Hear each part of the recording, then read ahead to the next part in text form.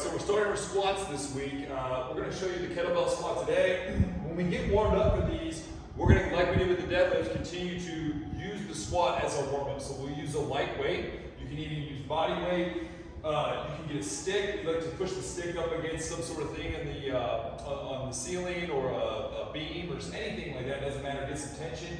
Feel that core, pull yourself down. Really, we're just trying to engage the squat position. So whatever way you want to kind of lightly load that squat or cue up the squat, we're going to start low and then we're just going to ramp up and get harder as we go. We're also going to include an 8-point plank in our warm-up. So a quick review of that. We're going to tuck that pelvis posteriorly. Okay, so we're not moving it left or right, forward or back. We're not shifting anywhere. Our knees and toes are on the ground and we're just going to rotate that pelvis, engaging those lower abs, specifically between the pubic bone and the belly button. And then we're going to drive in. So I'm pushing my knees and my toes and my elbows, my hands into the ground. And I'm kind of thinking that everything comes to the middle. So my arms come back, my legs come forward. Nothing actually moves, but I'm thinking all that kind of draws in. And then I'm going to breathe in through my nose into the back of my ribs. I'm going to definitely keep that airflow going, so I never want to stop breathing. I'm going to just pour that tension onto that core. After that, we're going to do side planks, med ball slams. Anything else you want to do to kind of get warmed up. The important thing is we get that core activation with the plank, and then we move into our squats. When we squat, I'm kind of standing up on blocks. That's because a lot of these kettlebells will get bigger as we load them up. And we'll have an issue hitting the ground. We want to make sure that we're getting clearance so that we always keep tension in our butt, our quads, our legs, our adductors, our glutes, and our core, and we're not giving it to the ground, we're not shifting it forward, back, whatever. We want to stay in that elevator state, straight up and down. So I'm going to pick my weight up. If you aren't having an issue clearing the ground, you don't have to stand on these blocks. You can also stand on plates, benches, whatever you want. I'm going to keep my core engaged. I'm keeping everything tight to my body, and as I pull myself down, I'm going to take my time. 3, 2, 1. I get to my bottom and I come up. Notice how I'm reaching that kettlebell back towards my heels. Back up. I feel that whole floor. So I have my toes on the ground. I'm spreading the ground with my toes. Pull yourself. 3, 2, 1. Up. Pull your butt down. You're trying to get your butt to beat that kettlebell. I don't expect that to actually happen, but we don't want to drop our chest and do that hinge position. Or a lot of people will actually keep going and then you drop your chest. If your hips aren't moving down, nothing else can move down. So your hips are pulling you down. We're going to do about 10 reps there, and then we're going to come off and we're going to have simple jumps. So I'm having a lot of folks hold dumbbells with this. You can hold a hex bar. All right, we're just going to jump up, up, up. 3, 2, 1. If you want to throw your arms, that's fine. If you've got a goal, if you want to touch rim, that's fine. If you're trying to hold on to the dumbbells, that's great too. So we'll do 6 jumps and then 10 to 12 reps with the squat. We're going to go over barbell squat next week, so hold on that. But if you are doing the barbell squat, we don't need to do quite 12 reps. We can do, or 10 to 12 reps. We can drop in more, 6 to 8. Once we get into our work sets and our jump sets, and we're done with our warm-up, we're going to do 4 total working sets with that. So 4 sets, 10 to 12 with the kettlebell, 6 to 8 with the barbell, and then we're going to have 6 power jumps. With the weight or without the weight, it doesn't matter, but 6 jumps right up there. Next circuit, we're going to be in a half-kneeling landmine. So whatever knee is on the ground, that hand is going to have the landmine. We're going to shift ourselves forward, so it's knee over toe. We won't get our nose quite there today. Okay, so I'm knee over toe. That's going to engage my core. I've got this back foot tucked, and that back glute is holding me still. Press up, pull down. Press up, pull down. Notice how my lower body doesn't move. I keep it still. All right, and then I've got 8 to 10 on each side. Then we're going to come over here to the incline bench. We're going to grab 2 dumbbells, and I've got simple rows. I'm going to do 8 rows.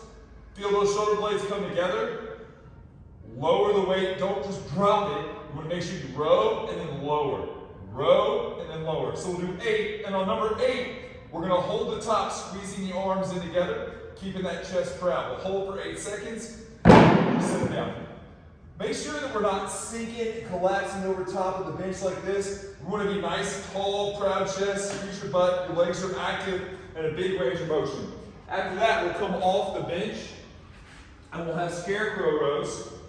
So We'll get our feet together. We'll squat down as low as you can.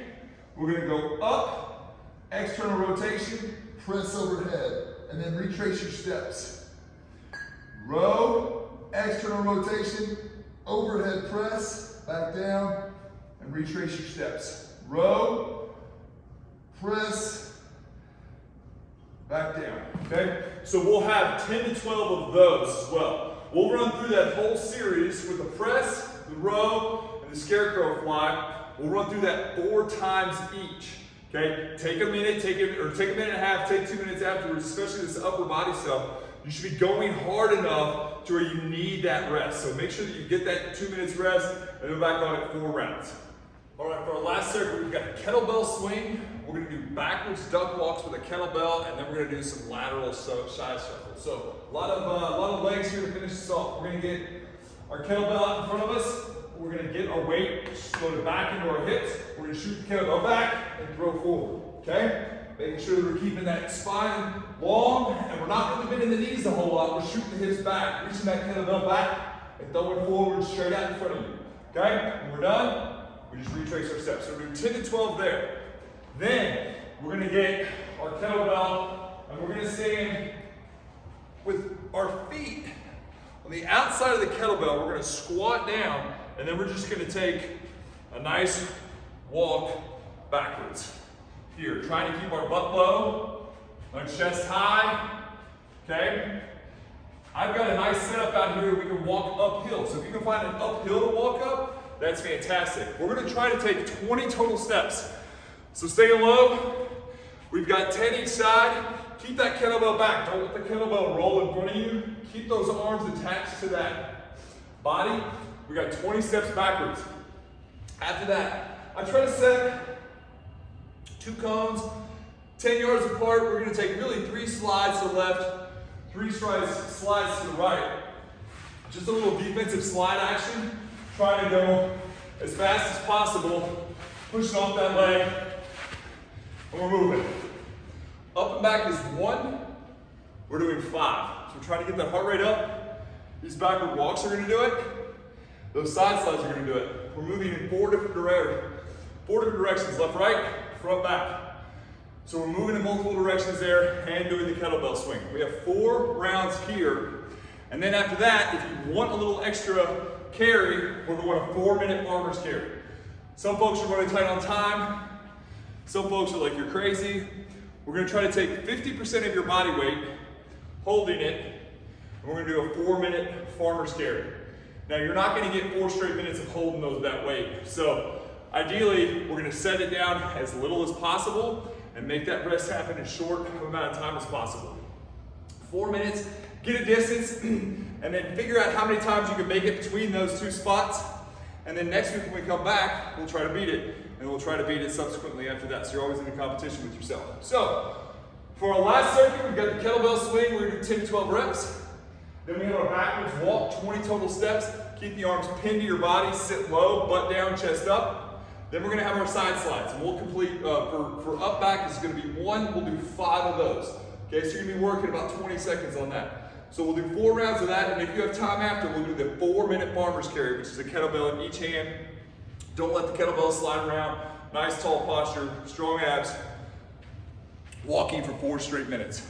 We'll complete 1 of those, and then you're done. So thanks for hanging with us on this workout. If you have any questions or need anything, don't hesitate to reach out and come hang with us. Jump in sometime. We love you. Appreciate you.